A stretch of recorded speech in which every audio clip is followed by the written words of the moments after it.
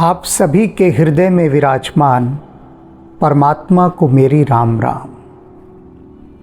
आज का प्रसंग अति संवेदनशील और महत्वपूर्ण है और इसलिए इस प्रसंग को मैं जीवन के विभिन्न उदाहरणों के माध्यम से समझाऊंगा। बात तभी समझ में आती है जब उदाहरण हमारे आसपास के होते हैं। आज के प्रसंग की पृष्ठभूमि हम समझ लेते हैं, बैकग्राउंड। कल मंदोदरी रावण को अपने महल में लेकर आई, हाथ पकड़कर उसका बहुत प्यार से, और उसके बाद उसने रावण के चरणों में अपना सिर रख दिया, अपना आंचल फैलाया और आंचल फैलाकर बहुत ही मनोहर वाणी में कहती है। क्या कहती है? सुनुहु बचन पिए परिहर कोपा, कि हे मेरे पिया, मेरे प्रिय, मेरे आत्मीय, मेरे सब कुछ, मेरे स्वामी, मेरे नाथ, मेरा ये प्यारा वचन सुनिए। सुनुहु बचन पिए परिहर कोपा। और जो बात मैं आपसे कहने जा रही हूं, क्रोध को त्याग कर सुनिएगा। परिहर कोपा, जो आपका कोप है, क्रोध है, क्रोध को मत आने दीजिए। क्रोध को छोड़कर, क्रोध को एक तरफ रखकर फिर आप मेरी बात सुनिए। और ये बात मंदोदरी की बहुत गहरी से गहरी बातों में से एक है। बात का शुभारंभ करना चाहती है वो कहने के लिए, क्योंकि स्थिति बड़ी संवेदनशील है। प्रभु श्री राम लंका के तट पर पहुंच चुके हैं। लंका की चार दीवारी के बाहर उन्होंने डेरा डाला हुआ है। उनके वानर पत्थर फेंक रहे हैं लंका की तरफ। युद्ध बिल्कुल मुहाने पर खड़ा है। ऐसी स्थिति में मंदोदरी रावण के पास आंचल फैलाकर, उसके चरणों में अपना सिर रखकर गुहार लगा रही है, प्रार्थना कर रही है और मनोहर वाणी में कह रही है कि हे मेरे पिया, मेरी बात सुनिए, लेकिन क्रोध को त्याग कर। क्रोध जब होता है ना, तब वो हमारे सारे बुद्धि के, मन के द्वार, दरवाजे, झरोखे सब बंद कर देता है। क्रोध होने पर हम कोई भी बात न सुन पाते हैं, न समझ पाते हैं, सुनना ही नहीं चाहते। समझना तो बहुत दूर की बात में आ जाती है। तो ये जो बात मंदोदरी बता रही है कि सुनने की विधि क्या होनी चाहिए। कोई भी बात अगर सुननी है किसी की, तो उस बात को सुनने के लिए भीतर क्रोध नहीं होना चाहिए। यदि आपके भीतर क्रोध है तो फिर आप सामने वाले की कोई बात सुन ही नहीं सकते। समझना तो बहुत दूर है। सुनने का अर्थ ये मत समझ लीजिएगा कि आपने कानों में शब्द उसके सुन लिए। सुनना उसे नहीं कहते। सुनने का वास्तविक अभिप्राय होता है उस पर विचार भी करना। क्रोध की आग कहाँ कुछ देखने देती है। एक उदाहरण बता रहा हूँ, छोटा सा उदाहरण है। उदाहरण तो दो हैं, पर पहला उदाहरण सुनिए। एक बार एक पेट्रोल पंप पर मैंने पेट्रोल डलवाया और उससे कहा कि भाई ये 500 रुपये लो और 200 रुपये का पेट्रोल डाल दो। उसने डाल दिया पेट्रोल, पैसे मुझे लौटा दिए। मैं चला गया। मैंने देखा उसने ठीक पैसे नहीं लौटाए हैं। फिर भी मैं चुपचाप वो पैसे रखे और चला गया। अगले दिन मैं फिर उस पेट्रोल पंप पर आता हूँ और जिसने पेट्रोल डाला था मैंने उसे पहचान तो लिया। मैंने कहा, देखो भैया, कल मैंने तुम्हारे यहाँ से पेट्रोल डलवाया, 500 रुपये तुमको दिए और 200 का पेट्रोल डलवाया, और तुमने जो मुझे पैसे लौटाए वो तुम्हारा हिसाब ठीक नहीं था। तो पहले तो मेरी तरफ देखता रहा, और बोला मैं आपको नहीं पहचानता। मैंने कहा याद नहीं कि मैंने जब पेट्रोल डलवाया था तुम्हें कैलेंडर भी दिया था? तो उसने कहा कि हाँ पहचान लिया मैंने, आपने कैलेंडर दिया था, अपना कैलेंडर ले जाओ और मुझसे फालतू बात करने की ज़रूरत नहीं है, क्योंकि मैं हिसाब में बिल्कुल ठीक हूँ, मैं कभी गलत हिसाब नहीं करता। मैंने कहा नहीं, तुमने गलत किया कल। मैंने भी थोड़ा नकली गुस्सा दिखाया, वो और भड़क गया। कहता कि कल की बात कल गई, मैं कुछ नहीं सुनना चाहता, आप चले जाओ यहाँ से। मैंने उसके मैनेजर को बुलाया पेट्रोल पंप के। मैंने कहा कल मैंने इससे पेट्रोल डलवाया, ये आपका आदमी, मैंने इसे 500 रुपये दिए और कहा 200 रुपये का पेट्रोल डाल दे, और इसने मुझे जो बैलेंस लौटाया वो गलत था। अब वो मैनेजर को सामने देखकर वो पेट्रोल पंप का जो कर्मचारी था और भड़क गया, बहुत गुस्से में। सारे पेट्रोल पंप के और जो पेट्रोल डालने वाले कर्मचारी थे सब इकट्ठे होकर आ गए कि हमें बेईमान समझ रखा है क्या, चोर समझ रखा है क्या? गरीब आदमी को तो लोग ऐसे ही कुछ समझते नहीं हैं, और हम पेट्रोल पंप वालों को तो लोग चोर समझते हैं कि हम चोर बैठे हैं, डकैत हैं हम। और जितना गुस्सा वो कर सकता था करा। तो मैनेजर ने कहा जी आपने कल क्यों नहीं बताया? अगर इसने गलत हिसाब किया था तो कल बताना था आपको, आज बताने आए आप। मैनेजर भी भड़क गया कि आप हमारे पेट्रोल पंप को बदनाम करना चाहते हैं कि हम लोग चोर बैठे हैं यहाँ पर। कल उसी वक्त क्यों नहीं कहा आपने? तो मैंने कहा भाई मैंने घर जाकर देखा कि इसने जो हिसाब किया वो गलत था। अब वहाँ तो हो हंगामा खड़ा हो गया, बुरी तरह से होना ही था। तो मैंने कहा अच्छा मेरी बात तो सुन लो तुम कम से कम।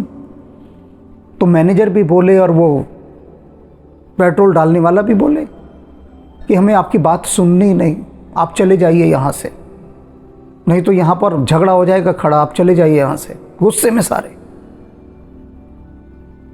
मैंने कहा भाई चला जाऊँगा मैं, पर एक बार मेरी बात सुन लो जब मैं कह रहा हूँ, एक बार शांत होके।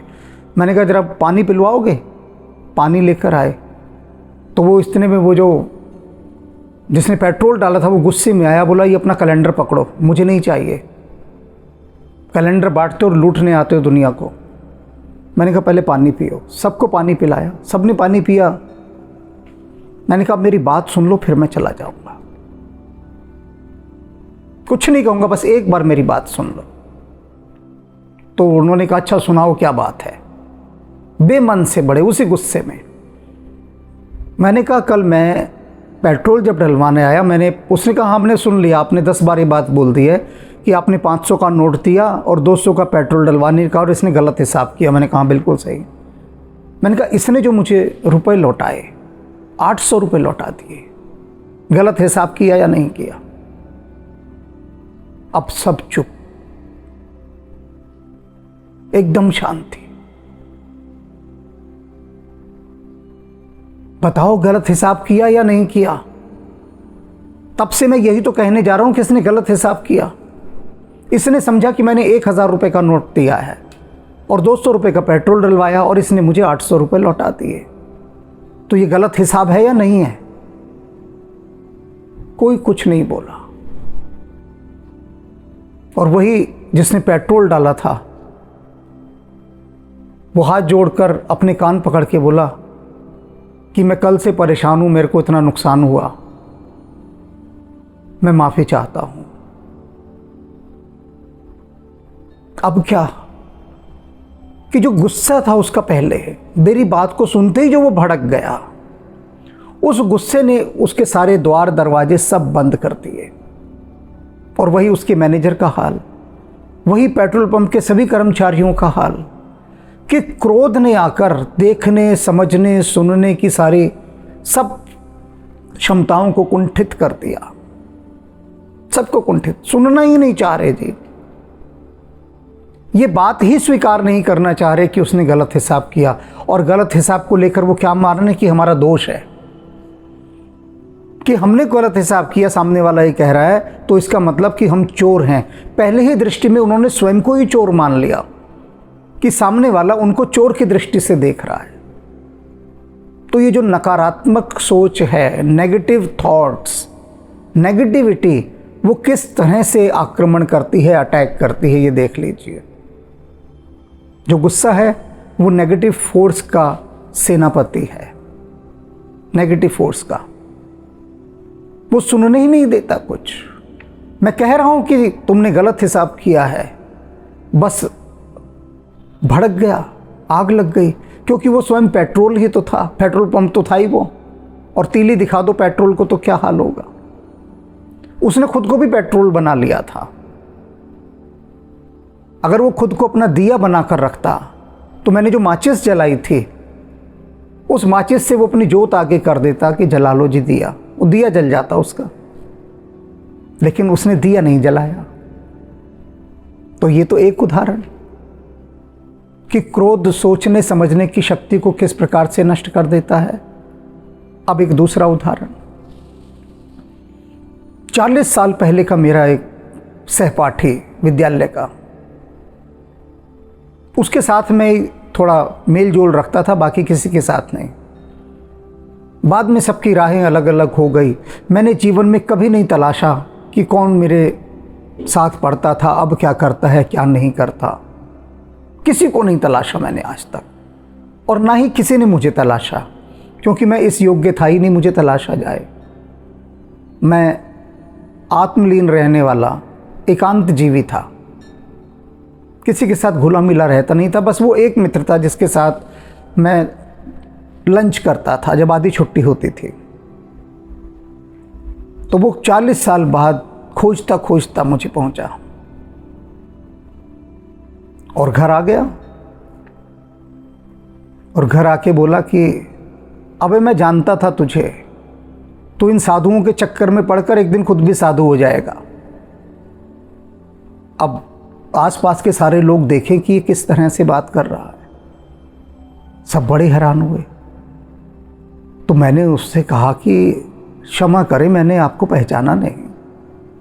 उसने कहा, बे भूल गया, वो हींग वाली अरबी की सब्जी, वो भिंडी मसाले वाली जो मेरी मम्मी तेरे को बना के भेजा करती थी तेरे लिए कि जा महेश को खिला दियो, उसे अच्छी लगती है, भूल गया सब। अबे बड़ी जल्दी भूल गया। फिर भी मेरी समझ में कुछ नहीं आया। फिर उसने अपना नाम बताया और कहा, भूल गया, मेरे साथ हर बार तू कहता था अपनी मम्मी से बनवा कर लाना। ओ, मुझे ध्यान आया, अरे मैं तो पहचाना नहीं उसे। तो मैंने कहा, तू मुझे कैसे पहचान गया?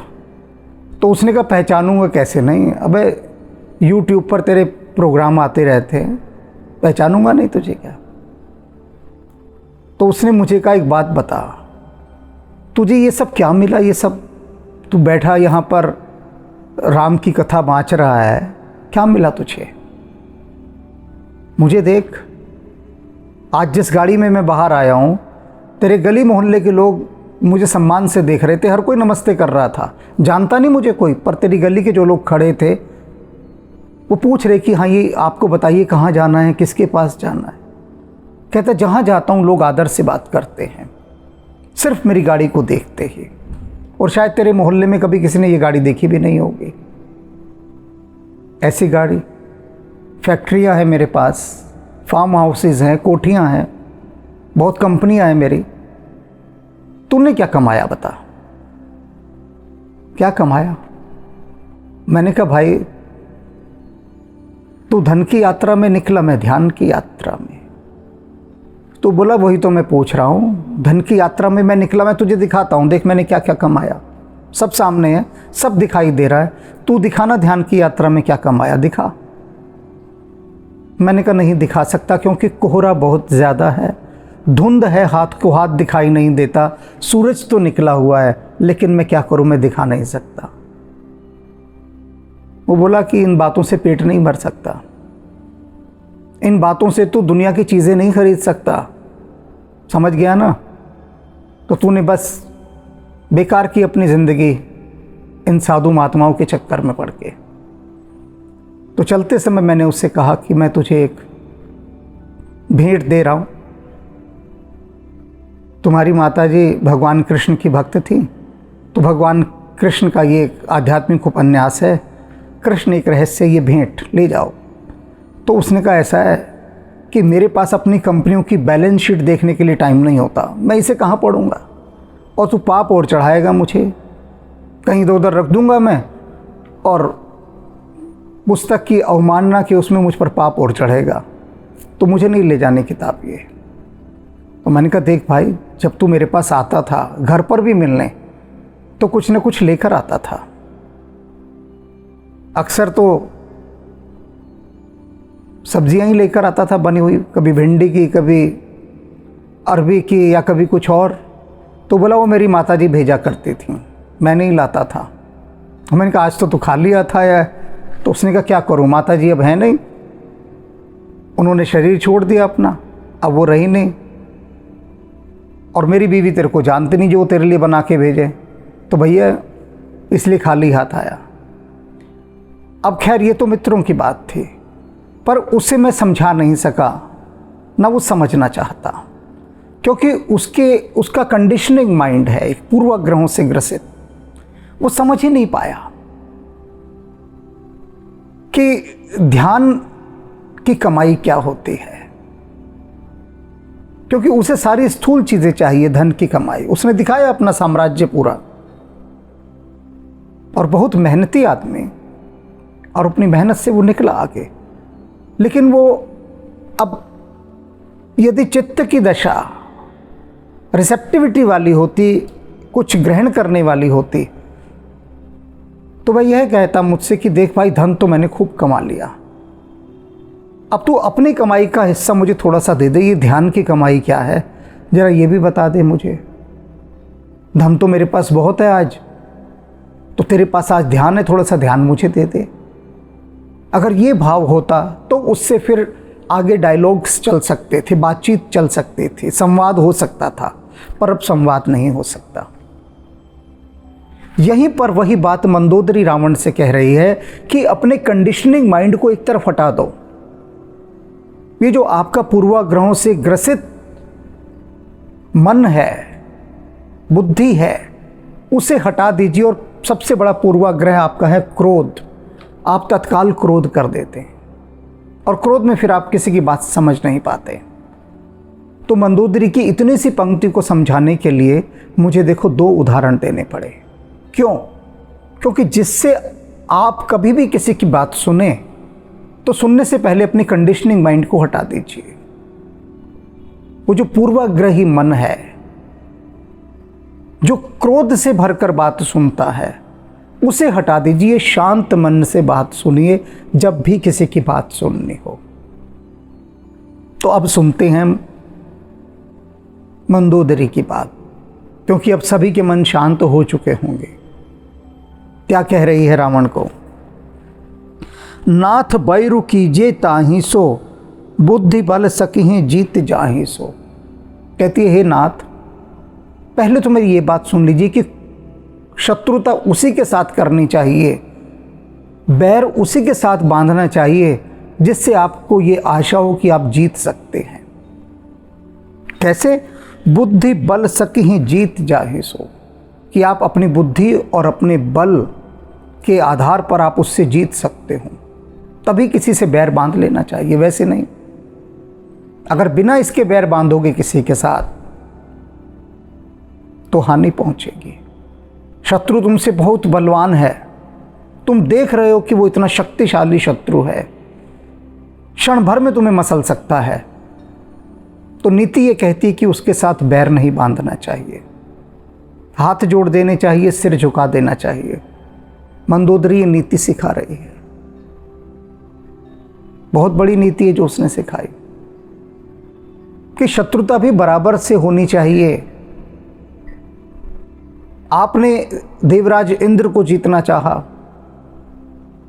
इंद्र कोई साधारण व्यक्ति नहीं है, देवताओं का राजा है, लेकिन आप जानते थे कि बल और बुद्धि में आप उसके बराबर ही हैं इंद्र के, और जीत लेंगे उसे, और बल्कि अपने को अधिक ही समझते थे और थे भी। तो आपने देवराज इंद्र को जीत लिया। आपका बेटा ही जीत आया जिसका नाम मेघनाद था। मेघनाद को इंद्रजीत इसलिए कहा गया क्योंकि उसने इंद्र को जीत लिया था, जय कर लिया था, तो नाम सम्मान के रूप में इंद्रजीत कहा गया। तो आपने इंद्र से वैर साधा, मैंने कभी मना नहीं किया, क्योंकि मैं जानती थी आप जीत जाएंगे। तो हे नाथ, पहले तो ये बात सुन लीजिए कि बैर उसी के साथ साधना चाहिए जिससे आपको उम्मीद हो कि आप जीत जाएंगे और बल और बुद्धि में आप उससे बड़े हैं, तब बैर करो, वरना बैर मत करो। तुम ही रघुपति अंतर कैसा, और आपने किसके साथ वैर साधा है? रघुपति के साथ। अंतर नहीं दिखा वैर साधने से पहले कि कहाँ रघुपति और कहाँ आप? कुछ विचार नहीं किया, बस बैर साध लिया। कुछ तो सोचा होता, नहीं सोचा तो मैं बता दूं आप दोनों में क्या अंतर है, आप में और रघुवीर में। खल खद्योत दिन कर ही जैसा, बिल्कुल वैसा अंतर है, बिल्कुल वैसा जैसे सूर्य और जुगनू में होता है। प्रभु श्री राम सूर्य हैं और आप जुगनू है। मंदोदरी ने यहाँ ज्यों की त्यों सीता जी की बात दोहरा दी है। जब रावण सीता जी के पास गया और बोला कि मेरी बात मान जा, भूल जा राम को, तब सीता कहती हैं कि रावण तू एक जुगनू है सिर्फ, और कुछ नहीं है, और प्रभु श्री राम सूर्य हैं, साक्षात सूर्य, तो उनसे अपनी तुलना कर रहा है। और जुगनू क्या, जो अभी टिमटिमाया, अभी नहीं टिमटिमाया, कोई स्थायी प्रकाश भी नहीं है जुगनू का, टिमटिमाहट है बस। दिया भी नहीं कहा उसने ये भी नहीं कहा कि रावण तू दिया है और प्रभु श्री राम सूर्य हैं। दिए का भी कुछ प्रकाश होता है, जुगनू का तो कुछ अस्तित्व ही नहीं। जब तक पंख फड़फड़ा रहे हैं तब तक छोटी मोटी सी चमक दिखाई दे गई। और रावण बहुत भड़का था, ये बात सुनकर बहुत भड़का था, आग लग गई थी जब सीता जी ने कहा कि तू तो जुगनू है, प्रभु श्री राम सूर्य हैं। वही बात, ज्यों की त्यों बात मंदोदरी ने रावण से अब कही कि आपने विचार नहीं किया कि वे प्रभु राम, वे तो साक्षात सूर्य हैं और आप जुगनू हैं। अंतर तो देखते कितना अंतर है। अति बल मधु कैटब जही मारे, और आपको मैं बता दूं ये कौन है? श्री राम। विष्णु रूप में इन्होंने मधु और कैटब नाम के उन दैत्यों का संहार किया था, उनको मारा था। महावीर दितिसुत संहारे, ये वो महावीर हैं जिन्होंने दिति के पुत्र हिरण्यकशिपु और हिरण्याक्ष को मारा था। ये वो हैं जही बल बांधी सहज बुझ मारा, और जिन्होंने वामन अवतार में बलि को बांध दिया था और परशुराम अवतार लेकर सहस्रबाहु की भुजाएं काट दी थी। ये वे राम हैं। सोई अवतरहूँ हरन मही भारा, इन्होंने ही अब धरती को उसके भार से मुक्त करने के लिए, पापों से मुक्त करने के लिए राम के रूप में अवतार लिया है। आप समझ नहीं रहे हैं, ये बात समझ नहीं आती कि किसके साथ आप बैर साध रहे हैं। तासु विरोध न कीजिए नाथा, कि हे नाथ उनके साथ विरोध मत कीजिए। काल कर्म जीव जाके हाथा, जिनके हाथ में ये काल है, कर्म है और ये सारी जीवात्माएं हैं, सब कुछ जिनके हाथ में है, उनके हाथ आप क्यों मरना चाहते हैं? क्यों उनसे बैर साधना चाहते हैं? समझ नहीं आ रही आपको ये बात? कुछ विचार नहीं किया कि किसके साथ मैं बैर साध रहा हूँ? राम ही सोप जानकी नाई कमल पद नामात, कहते हैं काम करें आप, मेरी विनती है राम जी को जानकी सौंप दीजिए। नाई कमल पद नाथ, और उनके चरण कमलों में अपना मस्तक झुका दीजिए। सुत कहूँ राज समर्प ही बन जाई भजिए रघुनाथ। और अब क्या कीजिए, अपने बेटे को ये लंका का राज सौंपिए और उसके बाद जंगलों में जाकर बैठकर प्रभु श्री राम का भजन कीजिए। मंदोदरी रावण से क्या कह रही है, सुन रहे हैं आप? कितनी बड़ी बात क्यों कह रही है? ये जो दूसरी पंक्ति उसने कही कि सुत कहूँ राज समर्प, अपने बेटे को राज क्यों नहीं सौंप देते? अब भी राज करोगे क्या? अब समय है राज करने का। अब तो जो समय वह है कि सब कुछ छोड़ छाड़ के वनवास में जाया जाए। प्राचीन काल की यही परंपरा थी। राजा सारा अपना साम्राज्य सब अपने बेटे को सौंप देता था, उसका राज्याभिषेक करता था और उसके बाद वनों में जो आश्रम बने होते थे, किसी भी आश्रम में जाकर रहने लग जाता था। फिर राजकाज से कोई मतलब नहीं रखता था। वानप्रस्थ और संन्यास आश्रम सब कुछ छोड़ छाड़ कर अपने बेटे को पहले ही दे देता था। तो यहां पर मंदोदरी कह रही है, कब दोगे तुम? मेघनाथ को कब लंका का राज सौंपोगे? अरे मेघनाथ को राजा बनाओ लंका का, वन में जाओ और सीता जी को, प्रभु श्री राम को लौटाओ, उनके चरणों में अपना माथा टेको, क्षमा मांगो। ये करना चाहिए आपको। नाथ दीन दयाल रघुराई, कि हे नाथ, वे जो रघुराई हैं राम जी बड़े दीन दयाल, आपको क्षमा कर देंगे। आप उनसे क्षमा तो मांगिए। बागो सन्मुख गए न खाए, कहते हैं वे तो राम हैं करुणा के सागर। यदि आप शरणागत होकर किसी बाघ के सामने भी चले जाएं तो बाघ भी आपको नहीं खाएगा, जो कि हिंसक जीव है। शरणागत की सभी रक्षा कर लेते हैं। जो शरण में आ गया उसे क्या मारना, वो हार मान चुका है।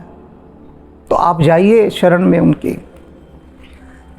चाही करण सो सब करी बीती, तुम सुर असुर चराचर जीते। मंदोदरी कहती है, बताओ आपके जीवन में अब करने के लिए ऐसा क्या बचा है जो आपने नहीं किया? बताइए क्या बचा है? चाहिए करण सो सब कर बीती, जो भी आपकी इच्छाएं थी करना था आपने सब कर लिया। दुनिया भर की सुंदर स्त्रियों का आप हरण करके लाए हुए हैं। आपका रंग महल भरा हुआ है अपहरण करके लाई हुई सुंदर स्त्रियों से। कोई कम भोग नहीं भोगाया आपने, जो जी चाहा आपने सब किया। तुम सुर असुर चराचर जीते, और तुमने क्या किया? देवताओं तक को जीत लिया। राक्षसों को की ऐसी प्रसिद्धि हुई कि कोई इस जगत में चीज़ नहीं छोड़ी, चाहे वो चर हो चाहे अचर हो, सब कुछ जीत लिया। असुरों को भी जीत लिया, सबको, कुछ भी तो नहीं छोड़ा। ऐसा कुछ बचा हो कि जो इच्छा आपकी शेष रह गई हो। सारी इच्छाएं पूरी हो गई आपकी, अब भी आपसे सिंहासन नहीं छूटता। क्या बचा है? और फिर भी चिपके हुए इस सिंहासन से। एक बहुत प्रतिष्ठित संस्था के अध्यक्ष 2-3 महीने में जब बहुत भीतर व्याकुल हो जाते थे, तब मुझे बुलाते थे कि जरा आओ और कुछ हिमालय के साधु संतों की कथाएं सुना दो। तो मैं उनके पास चला जाता था, सुना देता था। और उनके पास जाने का मेरे मन में एक लोभ यह भी था कि वो जितने ऊंचे पद पर हैं वहाँ से वो कुछ लोक कल्याण के काम कर देंगे, जो मैंने उनके सामने प्रस्तावित किए थे कि यदि आप इन कार्यों को करवा दें तो इससे राष्ट्र का भी हित होगा और हृदय में जो है नैतिक मूल्यों की वृद्धि होगी, समाज में कुछ सौहार्द बढ़ेगा। वे चाहते तो कर सकते थे, लेकिन उन्होंने कभी नहीं किया। सुनना मेरी बातों को, बहुत सराहा, लेकिन मदद मेरी कभी नहीं की। मेरे उस प्रस्ताव को स्वीकार नहीं किया। फिर भी मैं उनके पास जाता था, फिर भी कि चलो कोई सुनना चाह रहा है तो मैं चला जाऊं, हो सकता है किसी घड़ी मन बदल जाए। तो मैंने उनसे पूछा कि इस समय आप 90 वर्ष से अधिक की अवस्था के हैं, अभी भी आप संस्था के अध्यक्ष पद पर हैं। कहीं जाते हैं 4 जने आपको पकड़ कर ले जाते हैं, उठाते हैं, सहारा देते हैं। क्यों? अब आप इस अध्यक्ष के पद को छोड़ क्यों नहीं देते? कितने नवयुवक हैं आने वाले, और लोग संभालेंगे, अभी भी आप इस अध्यक्ष पद पर बैठे हैं। तो उन्होंने मुझे जो उत्तर दिया, वह उत्तर मैं सपने में भी नहीं सोच सकता। उन्होंने कहा, देखो मैं इस अध्यक्ष के पद पर हूं ना, मेरे पास बाहर गाड़ी है, ड्राइवर है, कहीं जाऊँ मुझे एक पैसे का पेट्रोल नहीं खर्चना, ना ड्राइवर को तनख्वाह देनी, गाड़ी का सारा खर्चा संस्था दे रही है, मेरे घर में रसोइया है, नौकर हैं, माली हैं, हर काम के लिए एक आदमी है, सब संस्था से मिल रहा है सारा कुछ। और पूरे देश में क्या पूरे संसार में संस्था के काम से मुझे बुलाया जाता है कि अध्यक्ष है, कोई भी समारोह होता है वहाँ मुझे बुलाया जाता है। जगह जगह मेरे बैनर लगते हैं, होर्डिंग लगते हैं, जहाँ मुझे बोलना होता है पीछे मेरा बहुत बड़ा फ्लैक्स का बैनर लगा होता है, और हर जगह मेरी जय जयकार हो रही होती है। तो अगर मैं संस्था में अध्यक्ष के पद से इस्तीफ़ा दे दूंगा या आपके अनुसार मैं राम के भजन में लग जाऊंगा, तो ये सारे जो कंफर्ट्स हैं मेरे, ये तो ज़ीरो हो जाएंगे। और जब से मैं कमाने निकला हूँ तब से आज तक आपके राम जी की सौगंध कि मैंने 1 रुपये का भी पेट्रोल अपनी गाड़ी में डलवाया हो, 1 रुपये का भी, 1 रुपये का भी नहीं डलवाया। सारा पैसा मुझे संस्था से मिलता रहा आज तक, हर चीज़ मुझे संस्था से मिलती रही। मैंने अपनी जेब से तो पैसा खर्चना कभी सीखा ही नहीं। जिसको भी कह दिया ये चीज़ चाहिए वही ला कर दे जाता, पैसे का तो मतलब ही नहीं कोई मांग ले। अब कैसे मैं इस अध्यक्ष के पद को छोड़ दूं, आप बताइए, कैसे छोड़ दूं? नहीं छोड़ सकता। तो मंदोदरी यहां रावण से क्या कह रही है कि कब तक इस लंकेश के पद से आप चिपके रहेंगे। लेकिन वो महाराज लंकेश की जय हो, दशानन की जय हो, ये जय जयकार सुनने का जो रस है, ये जो अहंकार है, ये पद नहीं छोड़ने देता। ये समस्या है। अब प्रत्यक्ष और परोक्ष दोनों रूप से मंदोदरी समझा रही है, दोनों रूपों से पूछ रही है कि मुझे बताइए मेरे स्वामी, ऐसी कौन सी इच्छा है आपकी जो अधूरी रह गई हो, मुझे पहले ये बता दो। है कोई इच्छा? सारे संसार को आपने जीत लिया, जिसको जीतना चाहते थे, जितनी नारियों का भोग करना चाहते थे सब आपको मिली। अब तो कम से कम हरि भजन में चले जाइए। चाहिए करण सो सब कर बीती ही, तुम सुर असुर चराचर जीते, संत कहीं है असनीति दशानन। कहती है हे दशानन, संत इस नीति को कहते हैं, समझाते हैं, चौथपन जाई है नृपकानन, कि इस चौथेपन में राजाओं को जंगलों में चले जाना चाहिए। चौथपन क्या? चतुर्थ आश्रम। पहला तो ब्रह्मचर्य आश्रम होता है, 25 साल तक विद्या प्राप्त करने का आश्रम ब्रह्मचर्य, कि जिसमें विद्यार्थी केवल विद्या पर ध्यान देता है। फिर होता है द्वितीय आश्रम गृहस्थ आश्रम, उसमें व्यक्ति धन कमाता है, परिवार पर ध्यान देता है और अपना साम्राज्य खड़ा करता है, जिसका जैसा भी साम्राज्य हो। तीसरा आता है वानप्रस्थ, यानी 50 साल के बाद वानप्रस्थ आरंभ होता है 75 वर्ष तक, कि उसमें क्या होता है कि जितना भी मनुष्य ने इकट्ठा किया होता है ना, धीरे धीरे उनकी तरफ से अपना मन हटाने लगता है, धीरे धीरे, एक साथ तो नहीं हटेगा।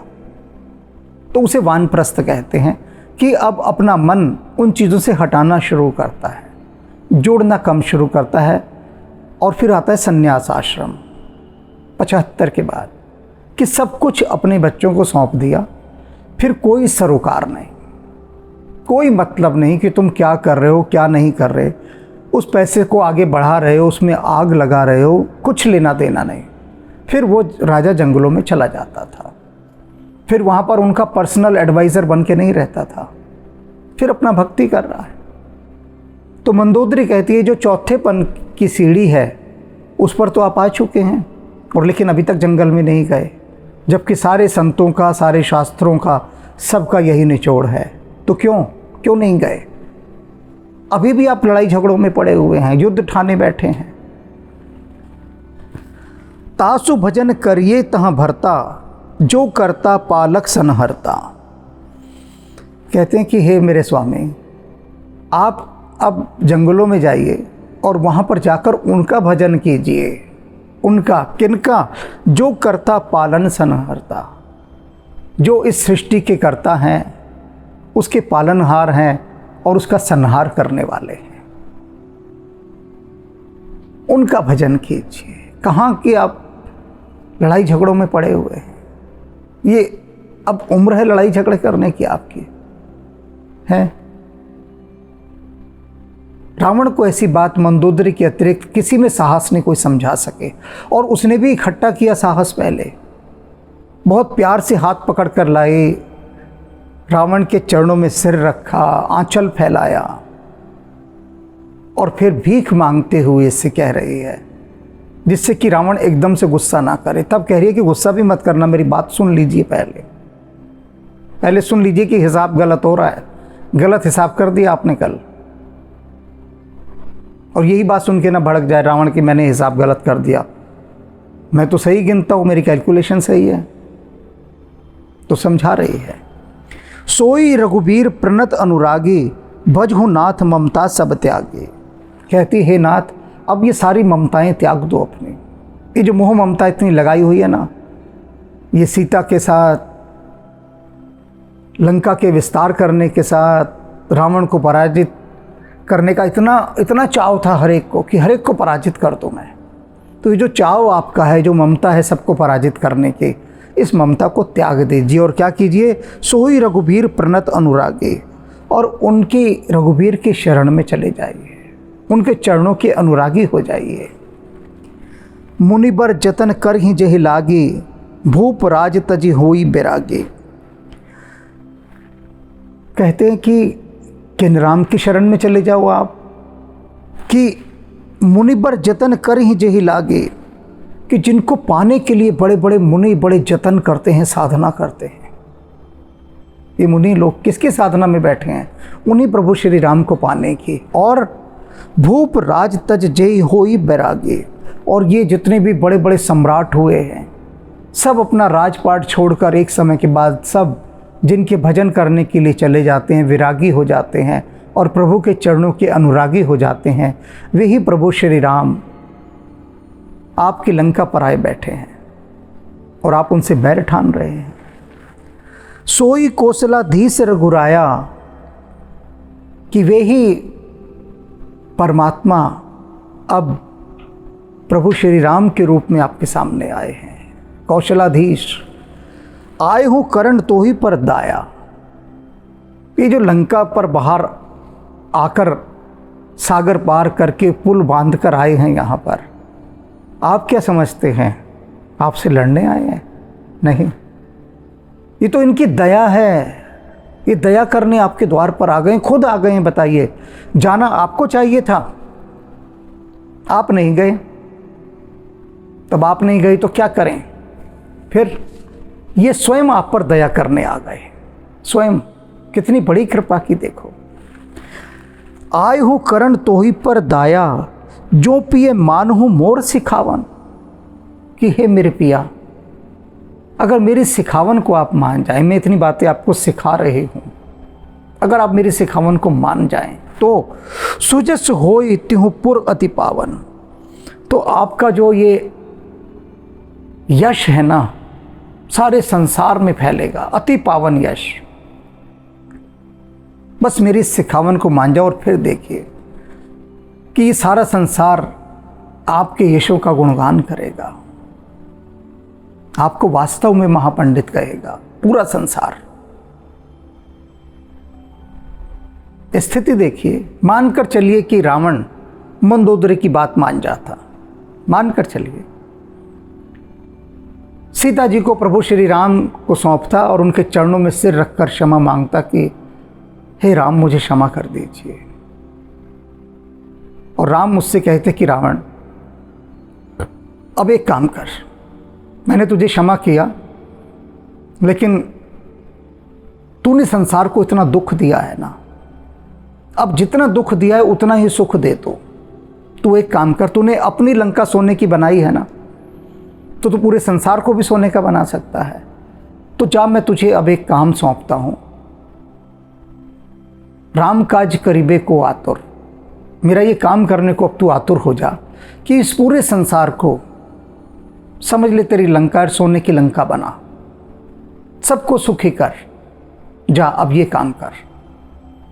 और रावण सिर झुकाकर ये काम करता तो पूरे संसार को ही वह सोने की लंका बना देता, क्योंकि प्रतिभा तो थी उसमें, योग्यता भी थी, पैसा भी बहुत था।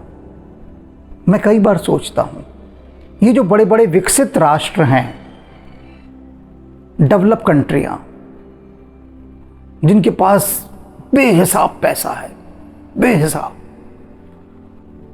ऐसे विकसित राष्ट्र, डेवलप कंट्रियाँ अगर चाहें तो पूरी धरती को कितना सुंदर बना सकती हैं।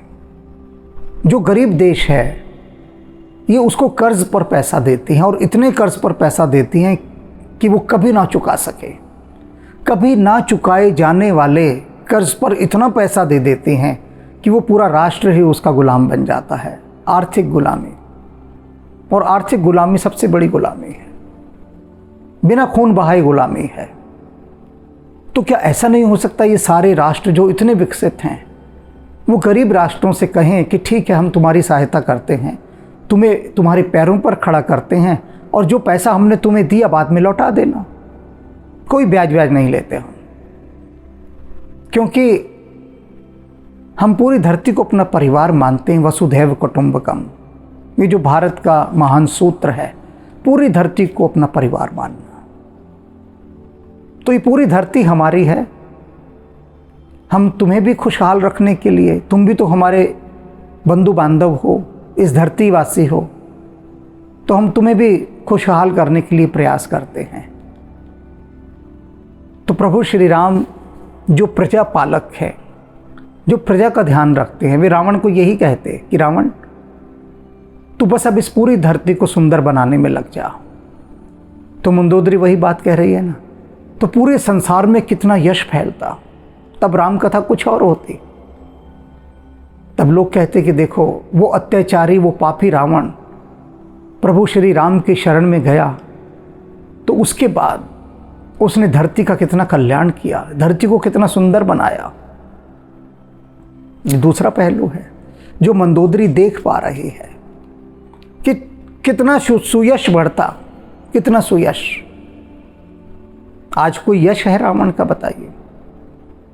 अनेक रावण के समर्थक जो मेरे सामने रावण की प्रतिष्ठा राम से ऊपर करते हैं, मेरे ही सामने, जो कहते हैं कि रावण राम से महान था, उनसे ही मैं पूछता हूं कि चलो ठीक है, तुम्हारी बात मैं मान लेता हूं कि रावण राम से महान था।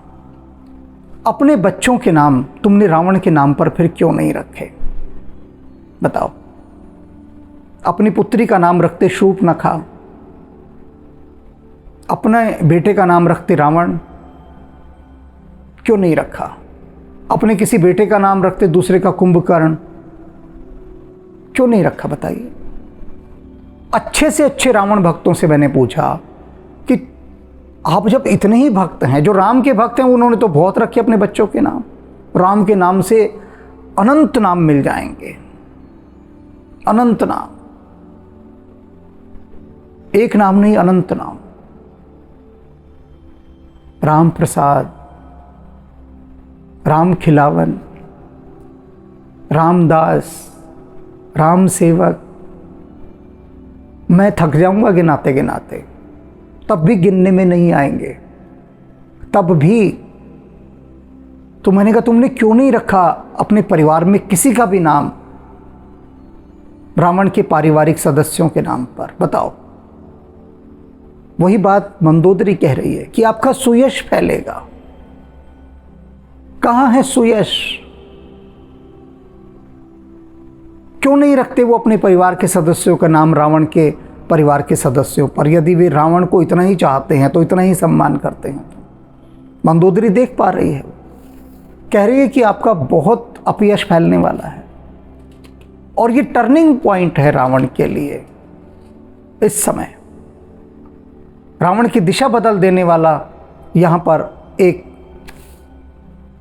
मोड़ है बहुत बड़ा, जिस मोड़ पर मंदोदरी उसे घुमा कर ले जाना चाहती है कि अब सब छोड़ दो। कह रही ना, अब सब मोह ममता सब छोड़ दो अपने, और राम की शरण में चले जाओ, और सारे संसार में आपका यश फैलेगा। देख लेना, रावण यश का भूखा है, शान का भूखा है, और मंदोदरी उसे वह लालच भी दे रही है कि तुम्हें यश ही चाहिए ना, तो राम के माध्यम से लो ना, अच्छे काम से यश लो। कौन मना करता है? तुम्हें पैसा ही चाहिए ना, तो अच्छे रास्तों से पैसा कमाओ, जरूरी है चोरी करके पैसा कमाना। मंदोदरी यही समझा रहे, यही समझा रहे। यश मिलेगा, बहुत मिलेगा, राम की शरण में चले जाइए। अस कही नयन नीर भर, कही पद कंपित गात।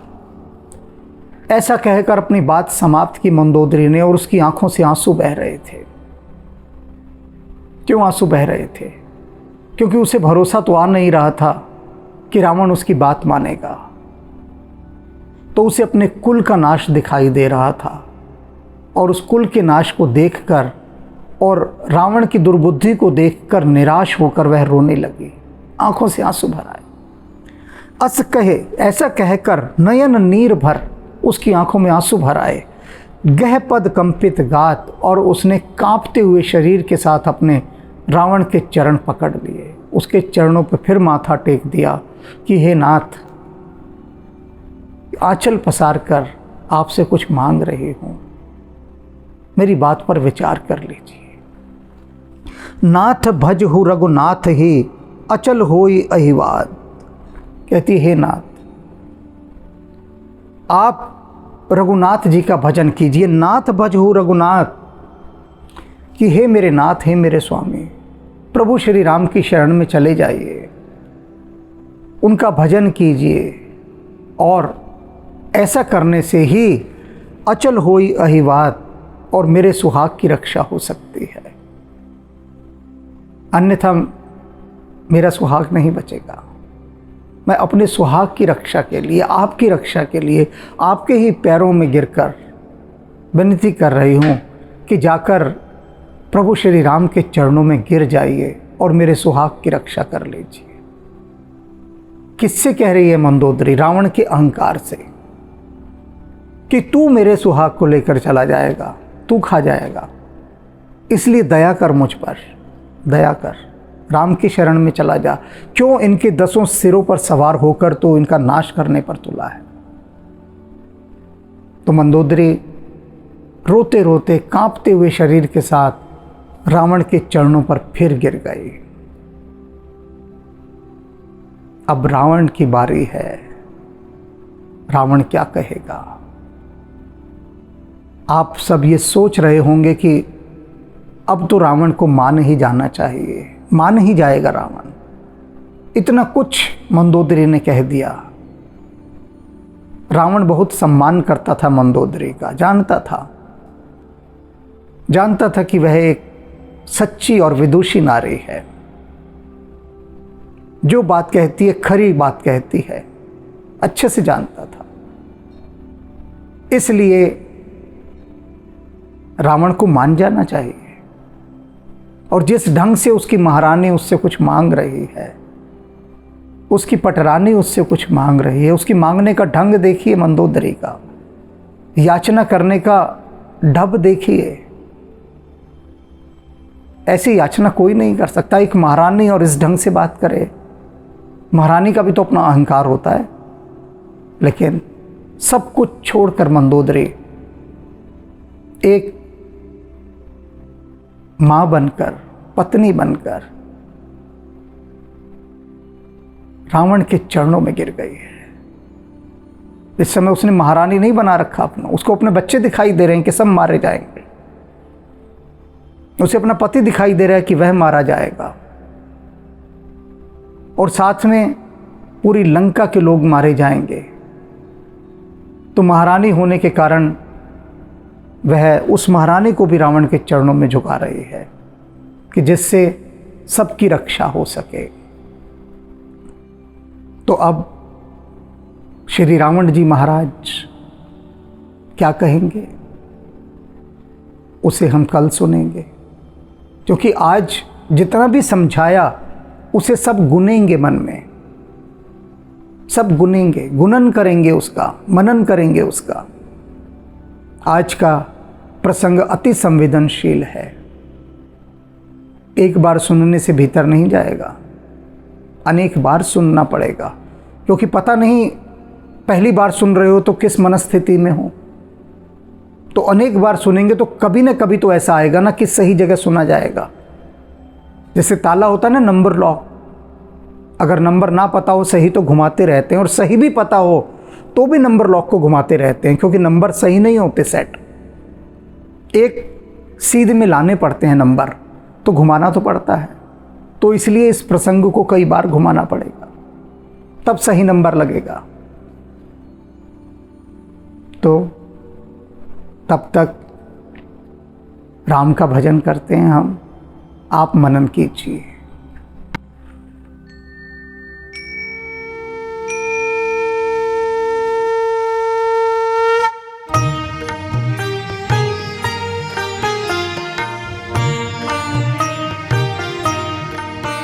जय जय कपिनायक निज सुखदायक शंकर स्वयं अनूपा। जय भक्ति विकासक दुर्गुण नाशक सच्चिदानंद स्वरूपा। जय पवन कुमारा परम उदारा केसरी कुंवर स्वरूपा। जय अंजनी नंदन सुर मुनि रंजन दुख भंजन सुख रूपा। दुख भंजन सुख रूपा।